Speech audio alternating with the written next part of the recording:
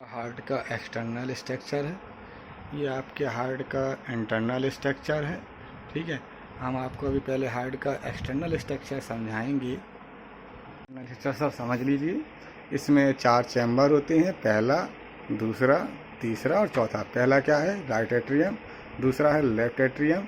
तीसरा है right ventricle और चौथा है लेफ्ट वेंट्रिकल। ठीक है, इसके बाद ये जो जा रही है ये क्या कहलाएगी? आयोटा, यानी महाधमनी कहलाती है हिंदी में। इसके बाद ये जो जा रही है लाइन, ये क्या कहला रही? Left pulmonary artery. Left side में बढ़ गई, राइट साइड में बढ़ गई तो राइट पल्मोनरी आर्टरी है, यानी कि फुफ्फुस धमनी जिसे बोलते हैं। क्या बोलते हैं? फुफ्फुस धमनी। इसके बाद ये है लेफ्ट पल्मोनरी वेन, यानी फुफ्फुस सिरा। और ये आपके आती है सुपीरियर वेना केव, यानी है ना अग्र महासिरा। और इसको कहते हैं इन्फीरियर वेना केव, यानी पक्ष महासिरा। और ये जो दिख रही हैं, है ना, ये हार्ट में ब्लड पहुंचाने का काम करती हैं। तो ये है राइट कॉर्नरी आर्टरी और ये है लेफ्ट कॉर्नरी आर्टरी कहलाएगी। और ये क्या कहलाएगी? राइट कॉर्नरी आर्टरी कहलाती हैं। जो लेफ्ट साइड है वो लेफ्ट कॉर्नरी आर्टरी और जो राइट साइड है वो राइट कॉर्नरी आर्टरी। इनको अपन नीले और लाल रंग से दिखा सकते हैं दोनों को। इसमें अपन एक और लाइन बना देंगे अगर चाहेंगे तो, इस तरीके से जी आप इस तरीके से दिखा देंगे तो ये 2 लाइन हो जाएंगी। एक रेड कलर की दिखा देंगे, जैसे आर्टरी हो जाएगा, और एक वेन्स का दिखा देंगे। ठीक है, अब एक चीज़ समझ लीजिए, धमनी और सिरा में अंतर क्या? धमनी बेसिकली क्या कहलाएंगी? जो हार्ट से निकलेंगी। और सिरा क्या कहलाएंगी? जो ब्लड को हार्ट में लाती हैं वो सिरा कहलाती हैं। और जो ब्लड को हार्ट से ले जाती हैं वो धमनी कहलाती हैं। बाकी धमनी और सिरा में अंतर हम आपको बाद में क्लियर करेंगे। अब ये आपका स्ट्रक्चर हो गया एक्सटर्नल। ये आपके ह्यूमन का इंटरनल स्ट्रक्चर है। ये देखिए आपको ये राइट एट्रियम दिख रहा है बीच में, है ना।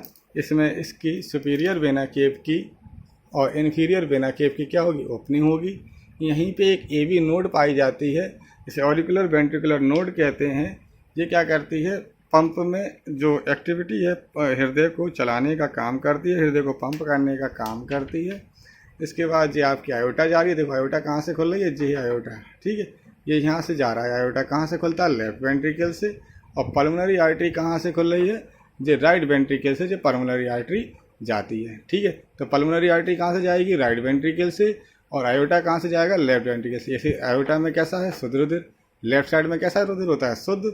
और राइट साइड में कैसा ब्लड होता है? इनप्योर ब्लड यानी अशुद्ध ब्लड। और लेफ्ट साइड में प्योर ब्लड यानी शुद्ध ब्लड। प्योर ब्लड किसे कहेंगे? जिसमें ऑक्सीजन की मात्रा ज़्यादा होगी, इसे ऑक्सीजनेटेड ब्लड भी कहते हैं। और जो इनप्योर ब्लड है उसे अनऑक्सीडेटेड ब्लड यानी CO2 की मात्रा ज़्यादा होगी, या अनऑक्सीडेटेड ब्लड भी कहते हैं। ठीक है, तो ये आपके अंदर के चैम्बर होगा। इसमें देखिए ये बाइकस्पिड वाल्व है, और इसमें क्या है? ये ट्राइकस्पिड वाल्व होता है।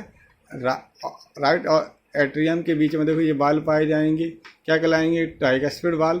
ठीक है, देखो यहाँ पर लेफ्ट एट्रियम के बीच में भी क्या है? वाल्व है।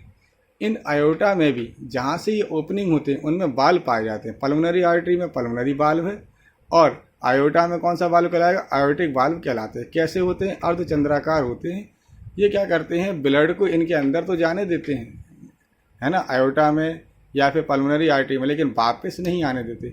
ऐसे ही इनका काम भी है, जो राइट आर्ट्रिकल और वेंट्रिकल के बीच में जो वाल्व है, या लेफ्ट एट्रियम और लेफ्ट वेंट्रिकल के बीच में जो वाल्व है, वो ब्लड को वेंट्रिकल में तो आने देंगे, एट्रियम से वेंट्रिकल में तो आने देंगे, लेकिन वेंट्रिकल से एट्रियम में नहीं जाने देते हैं। जिस तरीके से हमने लंग्स में आपको लेयर बताई थी, वैसे ही हार्ट में भी लेयर होती हैं, जो हार्ट की बाहरी आघातों से, स्ट्रोक से, है ना, क्या करती हैं? सपोर्ट करती हैं, रक्षा करती हैं। जो हमारे शरीर में धक्के लगते हैं, है ना, हम दबा दें हाथ किसी को या उल्टे लेट जाएँ तो हार्ट में कोई प्रॉब्लम नहीं, उसके लिए एक कवरिंग पाई जाती है जो हार्ट की क्या करते हैं? प्रोटेक्शन करती है, रक्षा करती है। तो 3 तरीके की है। जो हार्ट की जो लेयर है वो क्या कहलाती है? पेरिकार्डियल कहलाती है। सॉरी, कहाँ चला गया? सॉरी, इस फिर से देख लीजिए एक बार। जो हार्ट की जो मेन लेयर है, हार्ट की जो मेन लेयर है वो कहलाती है विसरल पेरिकार्डियम। क्या कहलाती है? Visceral pericardium. और जो उसकी बाहरी आवरण है, जो उसकी रक्षा करता है, वो क्या कहलाता है?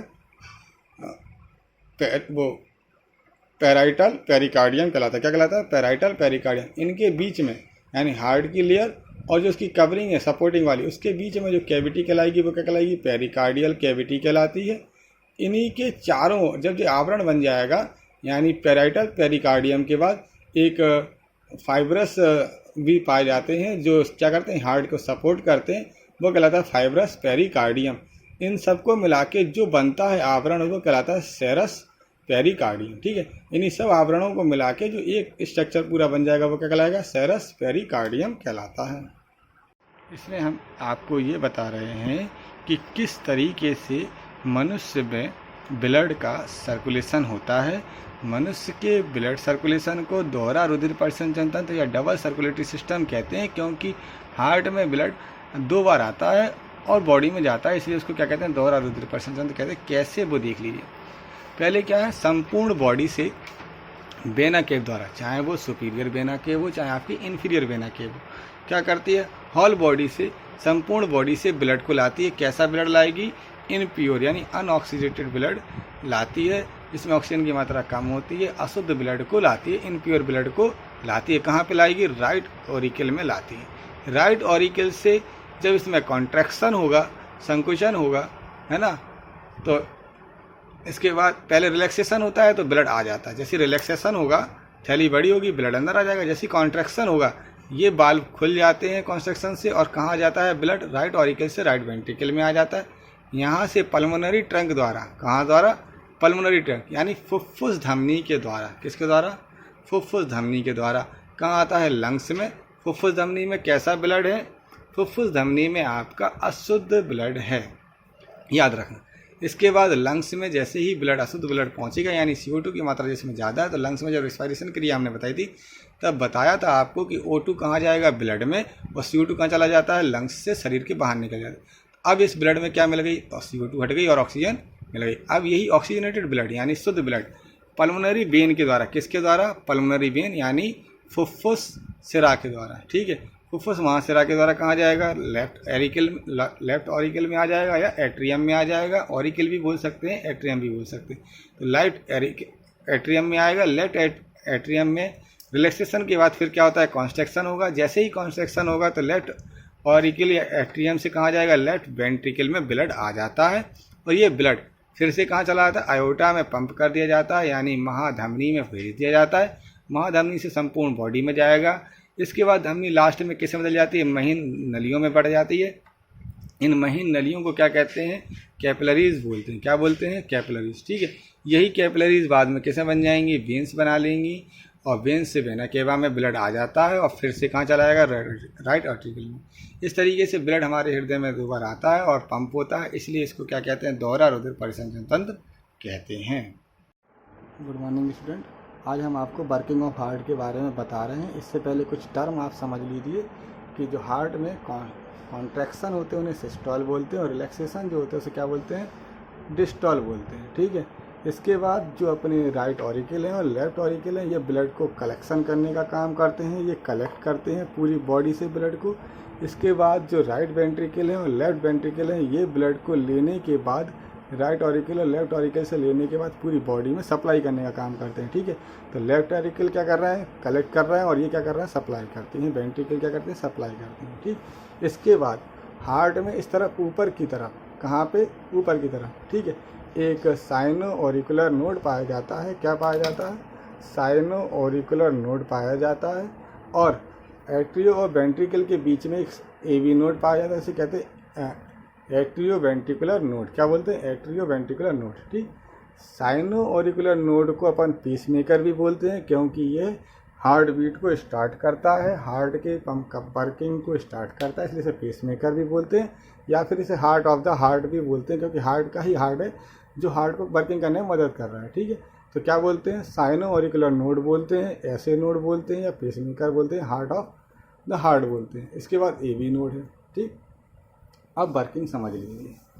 सबसे पहले राइट ऑरिकल और लेफ्ट ऑरिकल किस पोजीशन में होते हैं, रिलैक्सेशन की पोजीशन में होते हैं, डायस्टोल की पोजीशन में होते हैं, जिससे कि पूरी बॉडी से ब्लड राइट ऑरिकल और लेफ्ट ऑरिकल में आ जाता है। ठीक है, जैसे ही लेफ्ट ऑरिकल में आता है साइनो ऑरिकुलर नोड, तो जो एक बार स्टार्ट हो जाती है पंपिंग स्टार्ट करना, तो वो लहर बनी रहती है, हमेशा कभी रुकती नहीं है। जो साइनो ऑरिकुलर नोड है वो काय की बनी है, गैंगिक फाइबर, न्यूरोजेनिक फाइबर की बनी हुई है। किसकी बनी हुई है? न्यूरोजेनिक, यानी नर्व से कंट्रोल होती है। सिस्टोल इन्फॉर्मेशन का वर्क करती है। क्या करती है? सिस्टोल इन्फॉर्मेशन का वर्क करती है। सिस्टोल को लाने का जो उसकी वर्किंग है उसको क्या करती है? इन्फॉर्मेशन का वर्क करती है और उसको लाती है। यहाँ से जो वाइब्रेशन चलता है, जो लहर चलती है साइनो ऑरिकुलर से, वो लहर कहाँ जाती है? ए बी नोड में। कहाँ जाती है? ए बी नोड में। ए बी नोड से बंडल ऑफ हिस, यहाँ पे जो निकलेंगे मेन दो, वो बंडल ऑफ हिस कहलाएंगे। और इसके बाद ये जो पतले पतले ये निकलेंगे, ये क्या कहलाते हैं? पुरकेंजियो फाइबर्स कहलाते हैं। क्या कहलाते हैं? पुरकेंजियो फाइबर्स कहलाते हैं। ठीक है ना? हमने ये साथ में लिख दिया है। आप ये बंडल ऑफ हिस हो जाएंगे और ये क्या कहलाएंगे? पुरकेंजियो फाइबर कहलाते हैं। ठीक, अब क्या हुआ? जैसे ही राइट ऑरिकल में रिलैक्सेशन हुआ, यानी डायस्टोल हुआ, सुपीरियर वेना केव और इन्फीरियर वेना केव से ब्लड आ जाएगा। और जैसे ही लेफ्ट ऑरिकल में डायस्टोल होगा तो पल्मोनरी वेन से ब्लड आ जाएगा। यहाँ पे कैसा ब्लड होगा? प्योर। यहाँ पे कैसा ब्लड होगा? इम्प्योर। ठीक है, यहाँ से ब्लड जैसे ही राइट ऑरिकल और जो लेफ्ट ऑरिकल पूरे फिल हो जाएंगे, इनमें कॉन्स्ट्रक्शन होने लगेगा, सिस्टोल होने लगेगा। और जैसे ही सिस्टोल होगा, ये बाइकस्पिड वाल्व और ट्राइकस्पिड वाल्व खुल जाएंगी और ब्लड कहाँ आ जाएगा? लेफ्ट ऑरिकल से राइट ऑरिकल से राइट वेंट्रिकल में और लेफ्ट ऑरिकल से लेफ्ट वेंट्रिकल में ब्लड आ जाता है। उसके बाद ये वाल्व क्या हो जाएंगे? बंद हो जाएंगे। जैसे ही ब्लड लेफ्ट ऑरिकल से लेफ्ट वेंट्रिकल में आ जाएगा, राइट ऑरिकल से राइट वेंट्रिकल में आ जाएगा, ये वाल्व क्या हो जाएंगे? बंद हो जाएंगे। जैसे ही राइट ऑरिकल, राइट वेंट्रिकल और लेफ्ट वेंट्रिकल फिल हो जाएंगी, वैसे ही इनमें क्या होगा? यहाँ से जो लहर आ रही थी बंडल ऑफ हिस से पुरकेंजियो फाइबर में, ये इनको फिर कॉन्स्ट्रक्शन कर देंगे। और जैसे ही कॉन्स्ट्रक्शन करेंगी तो राइट वेंट्रिकल से जो ब्लड होगा वो कहाँ चला जाएगा? पल्मोनरी आर्टरी में चला जाता है। कहाँ चला जाता है? पल्मोनरी आर्टरी में। पल्मोनरी आर्टरी दो पार्ट में डिवाइड हो जाती है, लेफ्ट और राइट, जिससे कि जो लेफ्ट लंग्स और राइट लंग्स में चली जाती है, जहाँ पे ब्लड शुद्ध हो जाता है ना? ऑक्सीजन का ट्रांसपोर्टेशन हो जाता है, CO2 निकल जाती है, O2 आ जाती है, तो ब्लड क्या हो जाता है? शुद्ध हो जाता है। इसके बाद ब्लड जो फिल्टर हो गया था वो कहाँ आ जाता है? पल्मोनरी वेन में। और पल्मोनरी वेन से कहाँ चला आता है? फिर से लेफ्ट ऑरिकल में। और फिर ये प्रोसीजर चलने लगता है। इस तरीके से हम हार्ट वर्क करता है।